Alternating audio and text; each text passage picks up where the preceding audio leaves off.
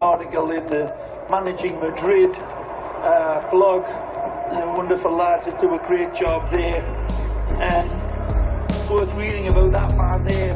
Karim Benzema needs to rest, and the numbers reveal why. Times ended up almost looking like a 6-3-1. Some very good writing about that on the Managing Madrid website. First-rate podcast as well. Of course, Fede Valverde was a huge part of the equation.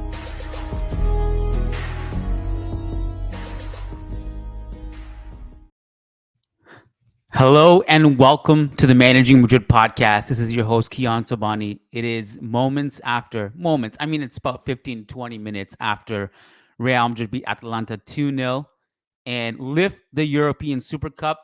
Celebrations are underway. I think the Managing Madrid Twitter account is pretty active right now and will be active during Carlo Ancelotti's post-game quote. So you can check that out simultaneously while you're here live on YouTube with me flying solo today.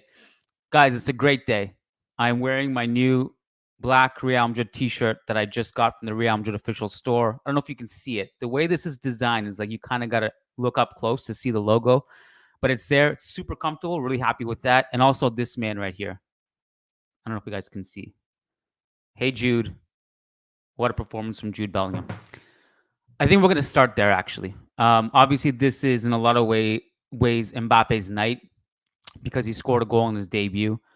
I thought there were a few standout performances, and none of them stood out more than Jude Bellingham tonight. If you want to go through the numbers, we can do that quickly. Not that you measure Jude in any way based on the numbers tonight, but he had the most touches of anyone on the field, the most shots, the most completed dribbles, the most key passes. He worked his ass off defensively, had one crucial block in the box. His tracking was phenomenal. His pressing was phenomenal. He was surgical with his passing, his verticality, his composure. I mean, look at the composure to set up Mbappe's goal instead of just rushing it or flinging it into the box. He waited at the exact right time. He set Vinny on a breakaway, which he almost got another assist from. I thought he was phenomenal tonight. And I thought it was just great to see, because I said it before preseason even started. I was just really excited to see a fresh Bellingham, who had a couple weeks off. Because during the Euros, let's be honest, and from what I understand, because he's not going to get shoulder surgery, it seems, one of the things that actually hindered him, and it was uncomfortable for him to play with, was the shoulder strap. It actually hindered his mobility a little bit. He was playing through pain. And I don't know if the shoulder stuff is completely behind him. I'm not going to claim that. But I do know it looks like the injury isn't required right now. And he's playing without the shoulder strap. I think that's a big thing. Much like we kind of talked about Mbappe's struggles with the face mask. And I said that because I've played with a face mask before. I know what that's like. It's not easy. It's a really, really difficult time. Your peripheral vision is kind of cut in half. And it's a little bit difficult to play with because you're fearful of going into challenges, etc. Bellingham, in a lot of ways, and I actually thought he had a really good Euros, all things considered, playing in that tactical mess of Southgate ball. But it was just the idea of seeing Bellingham play after a few weeks rest and seeing him fresh was really exciting to me. And you can kind of see why tonight. I mean, he was the game's best player. Again, his pressing, the way he dropped deep to help escape pressure, the way he played the ball one touch in transition, didn't overcomplicate it. The one thing I would say is that, like, on that amazing pass from Vinicius in the first half, in the 35th minute, maybe you could argue he could have headed that first time instead of trying to bring it down. And luckily, nothing happened to his knee because it looked kind of scary at first, the way he collided with the keeper.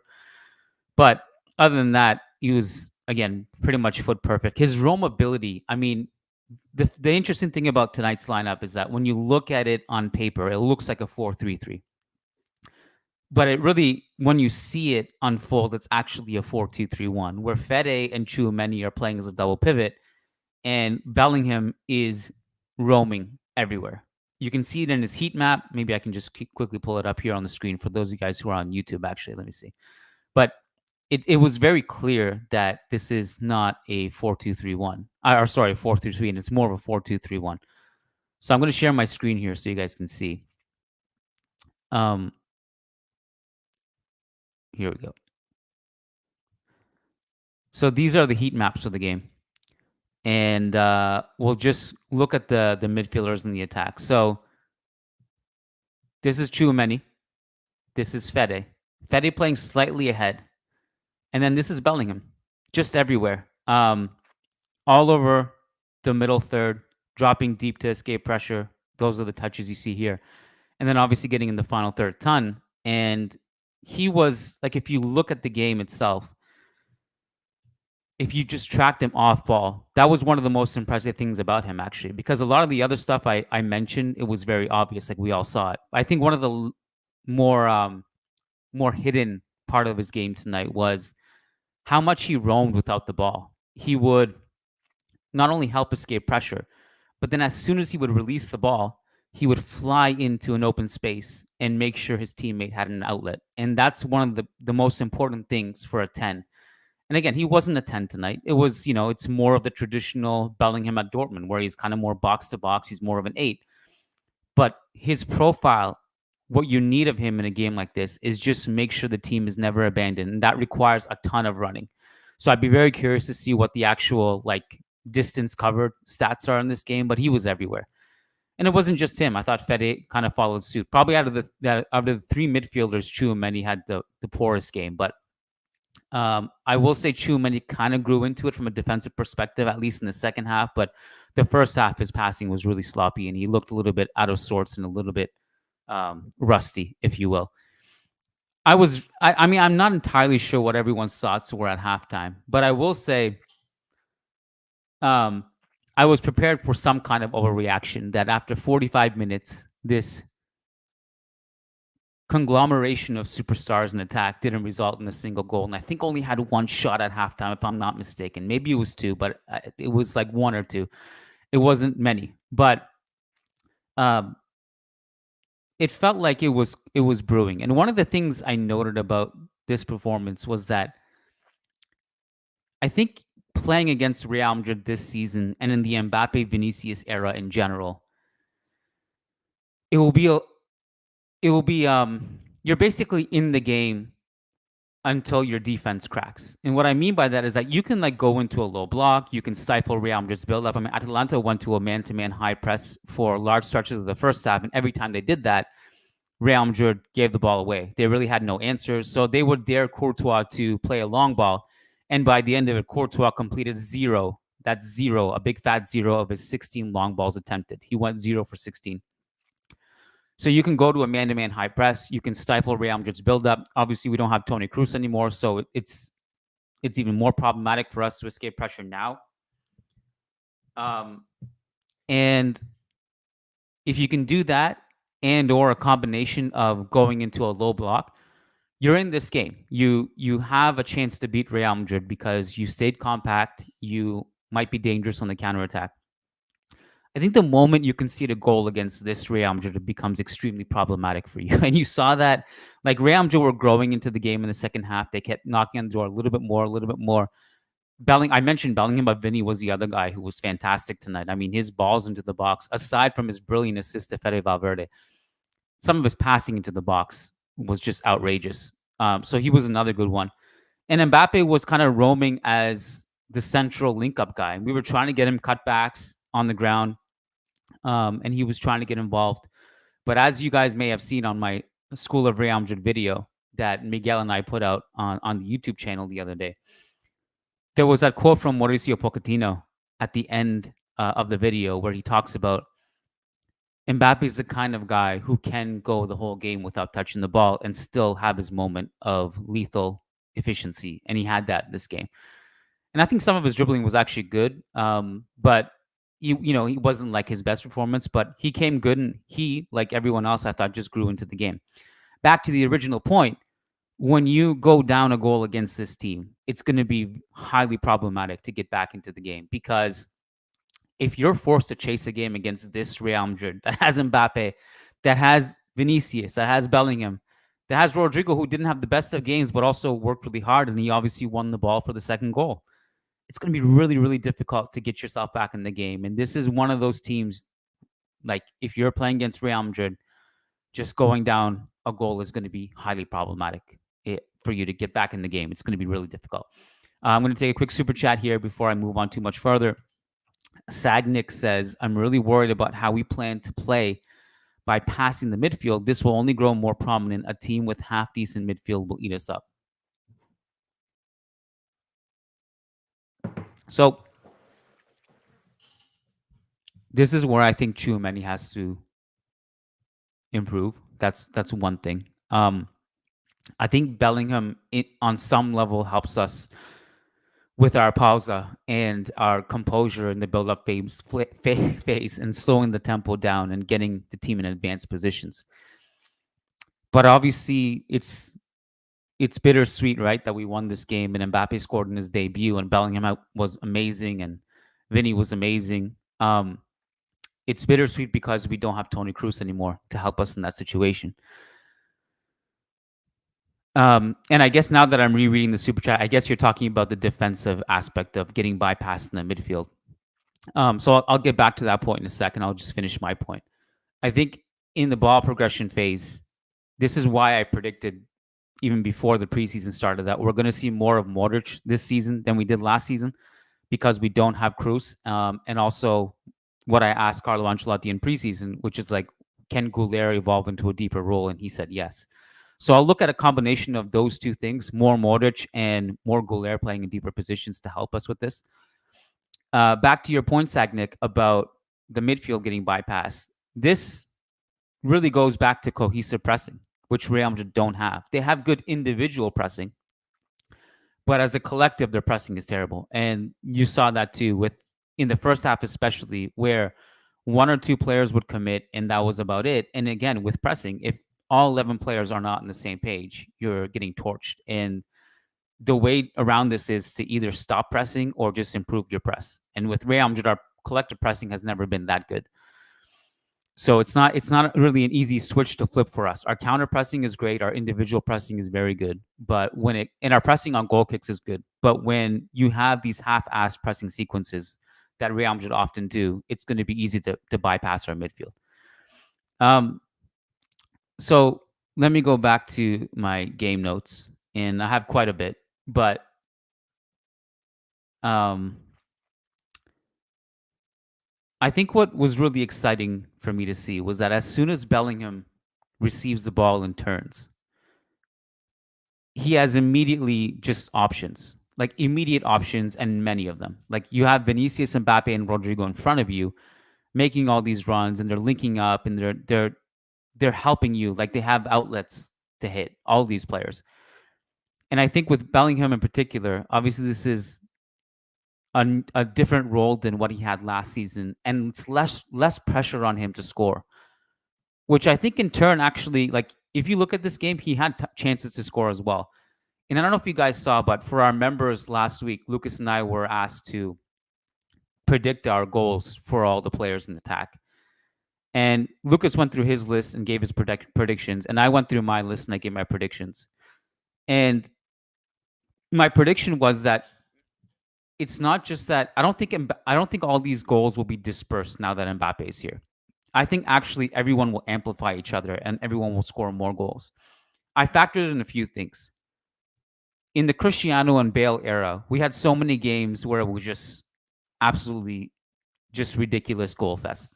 7-3, 6-1, 5-0. I'm banking on more of those, some stat padding games to support my claim. But I'm also banking on the fact that I think a lot of these players will just have more space, which means more chances. So Mbappe and Rodrigo, who were the quieter of the two between them and Vinicius and Bellingham, still had great chances to score in this game because there is just so much. There's only so many spaces the defense can cover. When Mbappe and Vinny and Bellingham are demanding so much gravity and the defense is so focused on them, you're going to have players like Rodrigo just have more space to work with. Whether Rodrigo takes those chances or not, it remains to be seen.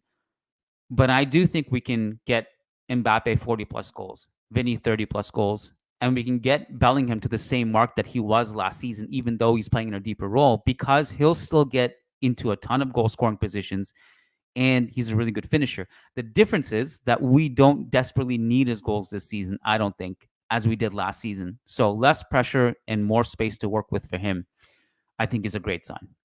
So I'm banking on that. I'm really excited for that aspect of it. Um, Let me go through my notes continually here. I don't know if there's anything else I can say about Bellingham other than what I've already said. I thought Mbappe kind of going over to the left, to the right, down the middle. It seemed a little bit Benzema-esque to me. Obviously, he's not playing as a traditional left winger anymore, and not that he has had to do that much at PSG because he's overlapped with Neymar and Bradley Barcola. But um, I was encouraged. I was fine with it. I don't think this was his best game, but his link-up play was good. His dribbling was good. His shooting was not great at times. You saw that in the 46th minute where he does really well to bypass his defender. He gets to a tight angle on the left and just skies it with a terrible left-footed shot. But the finish he scored from was also very encouraging. Like, that was a great finish. Not worried about him at all. I'm also not worried about not scoring in the first 45 minutes of the season or only winning 2-0. Vinicius, line breaking was phenomenal. He also dropped deep quite a bit to escape pressure. I think that kind of went unnoticed. And also just had a lot of great passes into the box, like that dagger pass. He was hitting that a few times in this game. Thought this was a great Vinny game. Fede Valverde, he didn't venture in the final third much, but when he did, like, his overloads and his cutbacks completely broke Atalanta. And this goes back to the point we were making in the School of Real Madrid video, where we said Real Madrid's offense is going to be very left-sided heavy. But on those moments where the switch does come to Carvajal or Fede, it's going to be devastating to deal with, because once they get the ball in that zone, there's no defenders on that side, and they're trying to scramble over to that side to close down the right wing. And while they're scrambling to go to the right wing, all the players on the left, Mbappe, Vinicius, and Jude, are cutting diagonally into the box to meet a ball into the box. So we didn't see it that much this game, but when we saw it, it broke Atalanta completely. He also had that great run and then backheel pass to Jude in the 56th minute, and obviously scored the goal. Worked hard defensively. There was one time where he got caught letting his man slip behind him in the 7th minute, but like pretty much everyone else in this game grew into it. We spoke about Atalanta's press and our build-up. Rudiger put out multiple fires in this game. Him and Militao actually stopped Lookman pretty well. Like, individually, they both locked up Lookman, and Rudiger in particular had a couple big interventions. And I think one of them was the Tchouaméni giveaway, which was the breakaway for Lookman. And then another one also was off of somebody's giveaway. I can't remember who it was. Militao also, his defending in the box was good to clear away a lot of these crosses that came in. Tchouaméni, I don't know what it was with him, but he was soft on the ball. He actually had a few good defensive reads and good interceptions and good step-up interventions, but he also, like, even when he won the ball in those situations, he was oddly just soft on the ball. Like, he did not seem too sure of himself, and his passing was really poor. So that needs to improve, especially when we're talking about the post-Cruz era. I mean, Tchouaméni was one of the guys we highlighted as he's got to be like a reliable progressive passer, and he was not tonight. So that's something that really needs to improve. Yeah, I mean, I don't know. I mean, I have some very detailed nerdy notes, but I don't know if I want to get into them. So I would say, all in all, I was very encouraged by this performance.